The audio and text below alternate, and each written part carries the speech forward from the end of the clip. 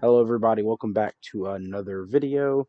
And yeah, you know what time it is. I posted my round 2 match, so of course we are doing a little uh live reaction to the other round 2 playoff matches, both of the newcomer matches that happened and the other legacy division match that happened. Um no watch party this time. I'm just doing this live reaction on my own. A big reason for that is because the season is actually wrapped up as of recording this video, and I'm going to do my best to not put any season spoilers. I'm just gonna watch these matches. I actually have only seen like a little bit of these matches, anyways. Like I think maybe like a little bits and pieces. So this is actually a very live reaction. I'm super behind because I've been very busy, but obviously I'm trying to catch up with that and wrap up things for the league as we end the season. So yeah, we're just gonna jump right into it. This was the match between Ali Bomb and Ones and Zeros, both of them phenomenal coaches who had great seasons this year. And we're just going to get this match going. Obviously, like I said, round 2 playoffs, so very important. One game away from playing in the championships. See a Serena lead into the Darkrai. Honestly, this is a great lead. We do see the Will-O-Wisp Darkrai, which is pretty interesting. It looks like it is a very bulky set based on that damage. Yeah, it's very, very bulky Darkrai set. It's not taking a lot of damage, and it's not dealing a lot of damage. Citrus Berry, very interesting set from Alibaba. I think it's a really cool creative set there. Rotom kind of gets in, gets the para, gets a little bit of damage. See the Glaceon coming out already in a pretty bad spot. Just with zeros, this is something that I've kind of personally experienced. Sometimes you just lose a lot of like a lot of not necessarily momentum, but taking a lot. Having your team's crippled, right? Burn on Serena. Rotom got chipped a decent amount. Now Glaceon just got chipped. See a Terra Poison Glaceon, pretty interesting. Smeargle comes out though, gets the free spore off. Serena comes out, Sticky Webs. Obviously, trying to go for the rapid spin here. Good Golden Go read. Good knockoff read. Serena can kind of just pivot out. Ooh, surprised to see the switch there. Obviously, eating that Make It Rain is really good. Rotom not able to burn a turn of sleep though. Getting up spikes. Yeah, the Golden Go to spin block is definitely gonna put Zeros in a really bad spot. Great Smeargle bring here with the hazard set up.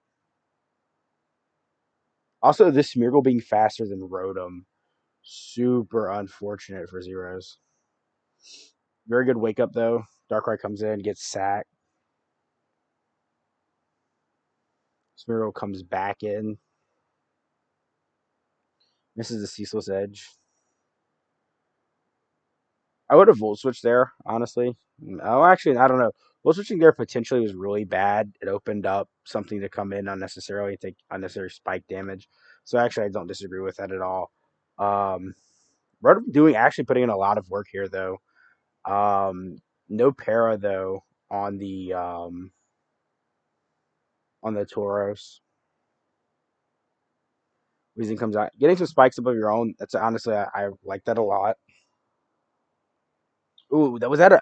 Ooh, this is like an offensive Wheezing. It takes life orb damage. Interesting. Glaceon comes in. Not being boots on Glaceon is pretty interesting. I think that's a bit of a strange set.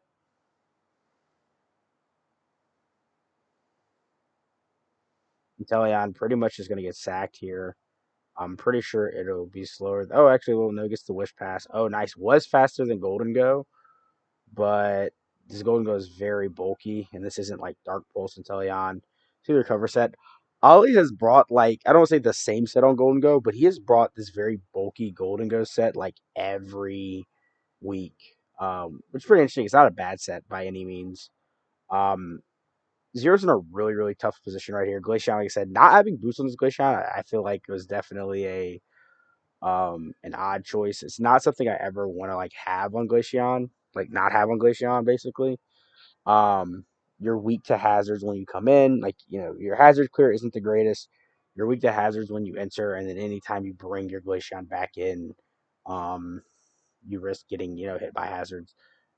It's something I do very often, like with even with Altaria on my team, where I would just run boots, basically, ensuring that Altaria could always get in without having to risk taking rocks damage. And if it lost boots, it was usually Terra type to a type that was neutral to rocks. It didn't matter as much. Um, but yeah, Golden Go probably. Ooh, this looks like this was AV. Based on that damage. Unfortunate that that burn got off turn one. I think Serena would have had a little bit more mileage in this match had it not been burned straight off the bat. But yeah, Golden Go obviously in a really good position here. Probably faster than this Valiant, although I don't know if this Valiant has anything slow. I wonder if this Valiant was specs.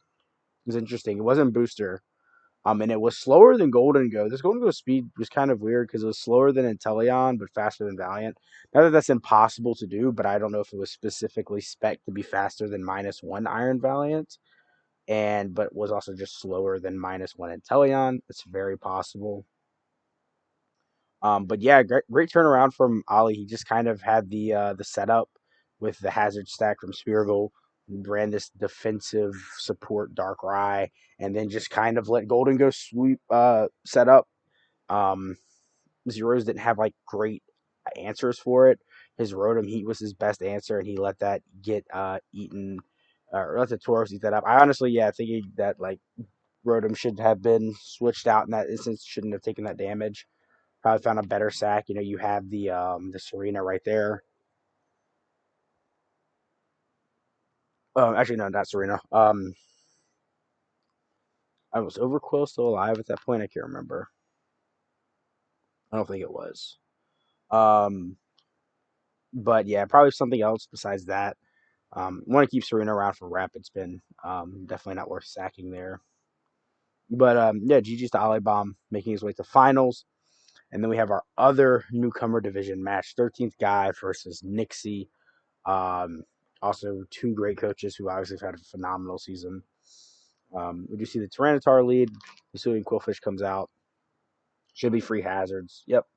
Rocks go up. No knockoff. Probably don't want to risk the Scald Burn.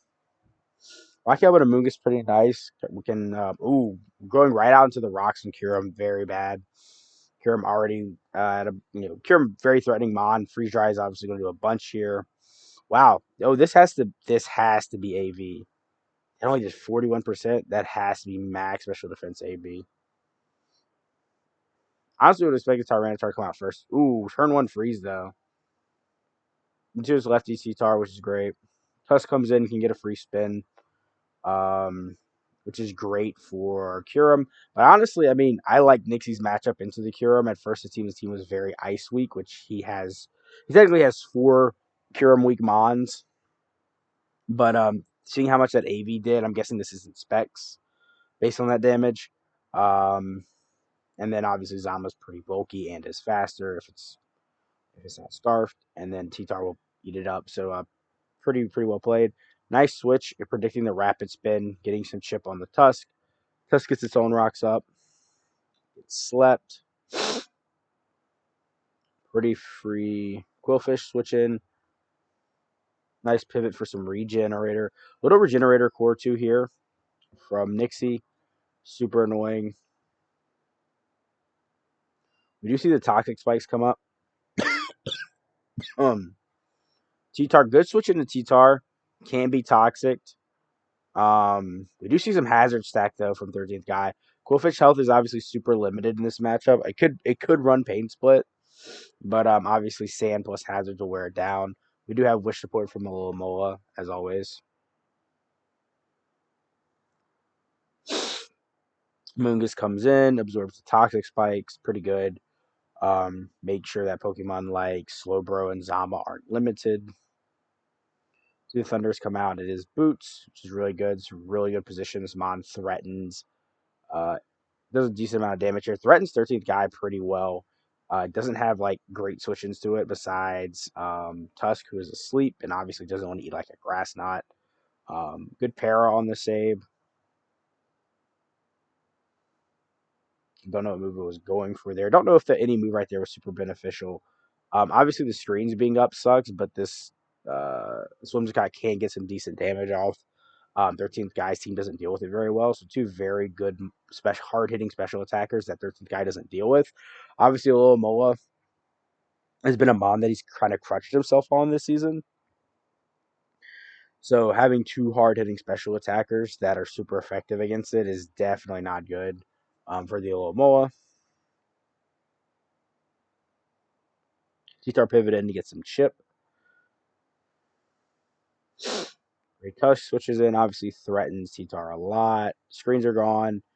We we have an idle mon standoff here between the sleep and the freeze. Nice predict on the switch. Get some chip on it. The little Amoongus. Very well played. Oh, we do see the knockoff though. Very well played from Nixie here, positioning himself super well against a lot of the good prep, but just super good positioning as well. Sableye switches into that. Looks like it will get 2-hit KO'd if it tries to get a recover off. Very interesting not to go for it there. See the Curum come out, so sort of beneficial to Nixie anyways. Ooh, we do see the focus blast on the Curum.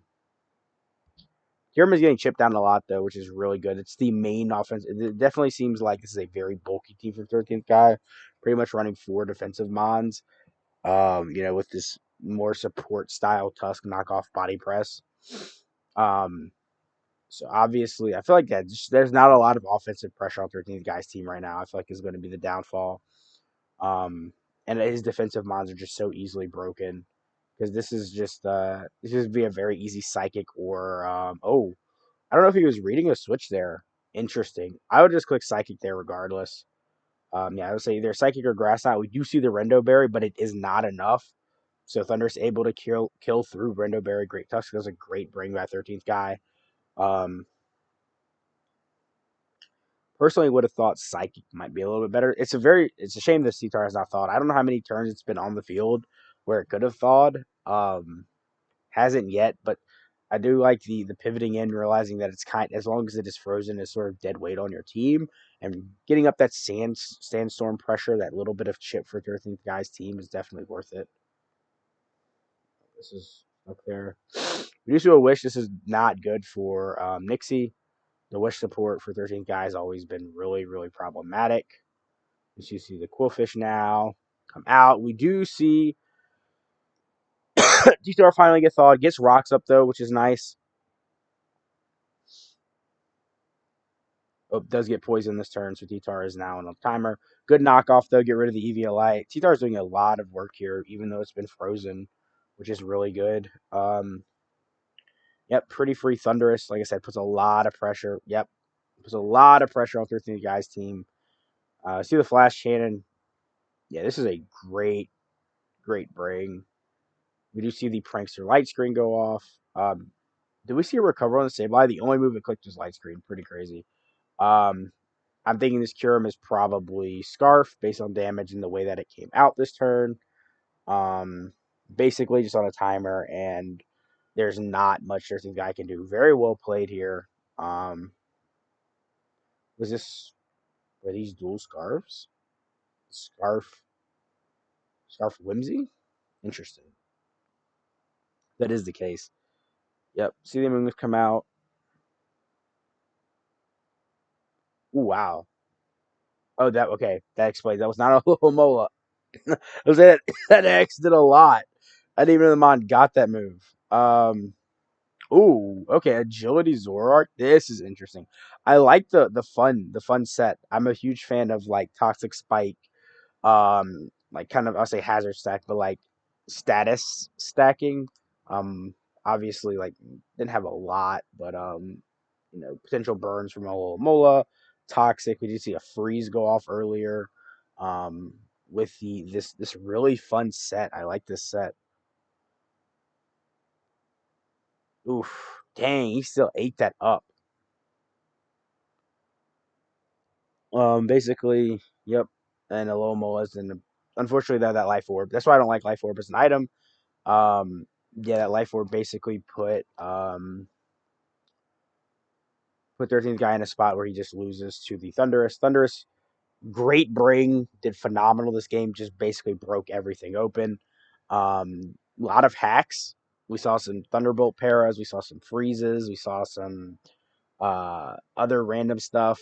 Um, really interesting game. Like I said, I think 13th guy's lack of offensive pressure, really just relying on two kind of not really like the hardest hitting sets. Like Curum is obviously does have a high special attack, but you're running Scarf, so you don't get any bonus damage. You're just trying to outspeed stuff, and then obviously like I said, I don't like Life Orb as an item. The Life Orb on the Zoroark had potential. Unfortunately, just wasn't able to go the distance there. So, but cool prep from both coaches, really. I can tell both coaches definitely had a lot of ideas going to that game. I think, Nixie's prep overall was better, and he kind of dealt with the situations a little bit better, even kind of maneuvering the hazard stack. Um, really just relying on that Thunderous, knowing that it puts so much pressure on 13th guy every time it came in. That being said, obviously, congrats to Nixie for making finals. So Nixie versus Alibam, that is our newcomer finals. And then we're going to look at the other Legacy Division game that was played besides mine, which I unfortunately lost to Jake. But this is Kesta and Tanner, two coaches who Kesta was the 8th seed, brand new to the league. And then Tanner's having a phenomenal bounce back season, getting himself in the playoffs here. Um, so yeah, see the Volcanion lead. Volcanion puts a lot of pressure onto Kesta's team, and we do see an unfortunate burn right onto the steam eruption. Um, Knockoff though to go to the AV. Earth Power still does a chunk. Combat does a decent chunk as well. Um, so Volcanion getting worn down at the expense of the. Very interesting to see the Brave Bird there. I don't know if that was to predict something coming in. Maybe the Dragapult. I feel like if that case, you just click knockoff though. Try to get as much damage on the Volcanion as possible. Pretty easy revenge kill for the Deoxys though. Not easy for um, Tanner team to switch into. I feel like with Grimmsnarl being your only switch in that case, and you feel like you're confident with being able to deal with it with something like Overquill, I feel like, yeah, just clicking Psycho Boost there. I don't hate that play at all. Cleaver comes in, it's going to try to set up rocks with Stone Axe, gets those off. You see the Venusaur come in. Good glare, super free. And the Tanner's team. Oh, we see Sleep Powder Venusaur. That's fire. That's fire. That's fire brain from Tanner. I like that a lot. Um, yeah, this was not the switch in. I assume that might have been Sandspit. Yeah, I mean Tanner has pretty much brought specs on Ninetales like this entire season, so I definitely feel like that just was not going to go over well. Yeah, and didn't not calculating this. I think Kessa should have calced that before he ever clicked that move. Because you see the crit Shadow Ball just did no damage at all. Um, that was an unnecessary play. That was super unnecessary. Um, yeah, I think Kesta is choking right here. This was a super unfortunate choke from Kesta. The Ninetales sweep goes crazy here. Picks up all 5 kills. Wow. Wow. Yeah, that was not gonna lie, that was a choke by Kesta. Not calculating that damage. I feel like Deoxys was like, yeah, going to the Sandicon. I guess you had to make a sack there. Um, yeah, cooking the focus blast, super unnecessary. I can understand the kind of the desperation, right? Like, what if he goes Grimmsnarl? But I feel like you just click the psychic move there. Honestly, your Overquill was still alive, or wait, was it before or after he killed Overquill?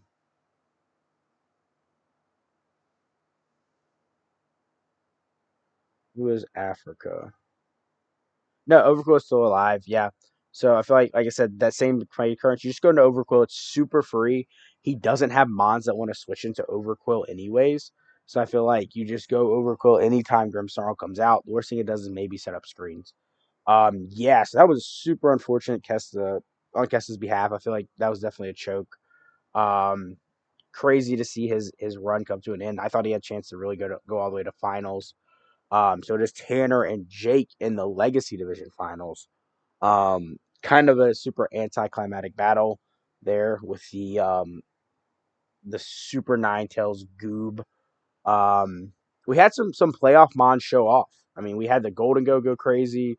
We had the Nine Tails go crazy. We had the Thunderous go crazy. So we've had some mons pop off here in the playoffs. It's very interesting. We always it happens a lot. You kind of see like these playoff MVPs, just this mon that like one a player or a coach leans on, and it sort of dominates. And I feel like the other coaches just don't prep for it as well. Nine Tails has been Tanner's brought it a lot. He's brought specs. I think pretty much every time it's came to hit the field, it's been phenomenal for him. So I feel like not prepping well for that Nine Tails definitely something on Kesta's in. And one of his better Nine Tails checks did go down early with the Quack, but I feel like you just click Psychic. I mean, Psycho Boost does have a chance to miss, but it's better than Focus Blast. I feel like just like even like the game was getting desperate at that point. I kind of understand like yeah, you have to make that play now. Um, like I feel like you still you know you would rather take that risk and say okay, well if he goes Grim, I have a free Overquill, and Overquill is a good position for me to be in. Tanner would have to double off of that to find himself in a better position. And I don't know if Tanner would make that play there. Not trying to insult Tanner by any means. I'm just saying I don't think he would in that moment make that play. So I think you have to just be like, fuck it, Psycho Boost, basically.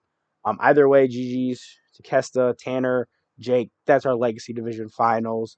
Olibomb, Nixie. That's our newcomer finals. We will be getting into those. I'll try to get that video out sometime this weekend. I'm trying to get all my videos out within the next couple of days just to wrap up the season. It's my fault for being lazy because when I'm not busy doing stuff, I'm not doing this stuff because I'm trying to enjoy my time off or, basically without any, do the stuff that I want to do when I'm not doing the stuff I need to do, basically.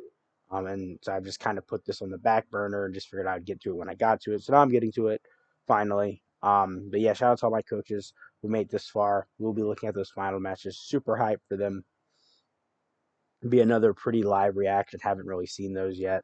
So until then, see you guys later.